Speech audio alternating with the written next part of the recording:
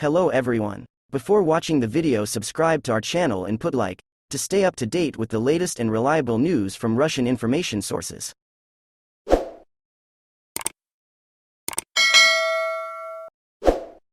Kyiv, Washington, November 6. Ukraine's President Volodymyr Zelenskiy on Sunday warned of more potential Russian attacks on his country's energy infrastructure, as officials urged residents in the capital Kyiv to consider making plans to leave as ongoing strikes threaten the power supply. Zelensky, in his regular nightly address, said Russia was concentrating forces and means for a possible repetition of mass attacks on our infrastructure. First of all, energy. More than 4.5 million consumers were already without power, Zelensky said, amid concerns support for Ukraine's cause could waver as the war's impacts of energy and food prices persist into winter. U.S. National Security Advisor Jake Sullivan, who traveled to Kyiv on Friday and pledged Washington's unwavering and unflinching support for Ukraine, has held undisclosed talks with Russian officials designed to avoid further escalation, the Wall Street Journal reported on Sunday. News of those contacts emerged after a report said Washington was urging Kyiv to signal an openness to talks with Russia. Presidential advisor Mikhailo Podolyak said earlier on Twitter that Ukraine would stand despite Russian attacks on its energy infrastructure, adding that this would be done by using air defense, protecting infrastructure, and optimizing consumption. The country faced a 32% deficit in projected power supply Monday, Sergei Kovalenko, CEO of YSNO, a major supplier of energy to the capital, said on his Facebook page.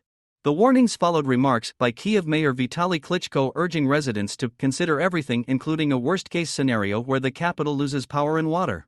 Residents should consider staying with friends or family outside the city, he said in a television interview. In the south, Russia and Ukraine continued to trade allegations as a Ukrainian advance continues on the southern city of Kherson. Reuters was unable to immediately verify battlefield accounts from either side. Yaroslav Yanushevich, governor of Kherson region, said Russian forces destroyed about 1.5 kilometers of power lines, cutting the power supply to the city of Berislav. It is likely that there will be no electricity in Berislav until it is fully freed from occupation, Yanushevich wrote on the Telegram messaging app, adding that power lines leading to Kherson had also been destroyed. Russian news agencies reported on Sunday that Ukraine's vast Russian-held Novokakhovka Dam, upstream of Kherson on the Dnipro River, was damaged in shelling by Ukrainian forces. The reports provided no evidence to support the allegation, which could not be immediately verified by Reuters. Russian state-owned TASS quoted an emergency services representative as saying that a rocket launched by a US-made HIMARS missile system had hit the dam's lock and caused damage. The official quoted said it was an attempt to create the conditions for a humanitarian catastrophe by breaching the dam. The warnings came as the Wall Street Journal reported that the White House's Sullivan held confidential conversations in recent months with Kremlin aide Yuri Ushakov and Russian Security Council Secretary Nikolai Patrushev that were not disclosed publicly. Few high-level contacts between U.S. and Russian officials have been made public in recent months as Washington has insisted that any talks on ending the war in Ukraine be held between Moscow and Kyiv.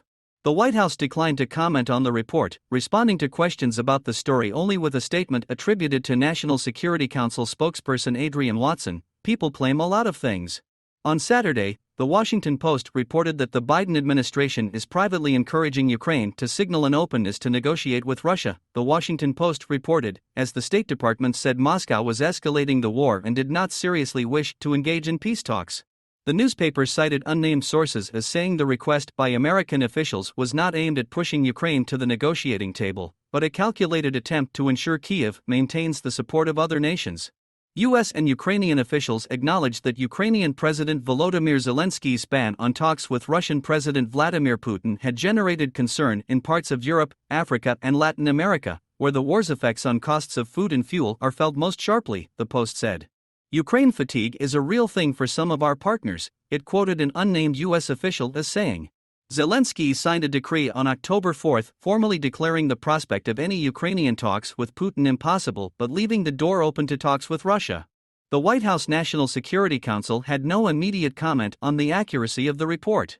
A State Department spokesperson responded, "We've said it before and we'll say it again, actions speak louder than words. If Russia is ready for negotiation, it should stop its bombs and missiles and withdraw its forces from Ukraine."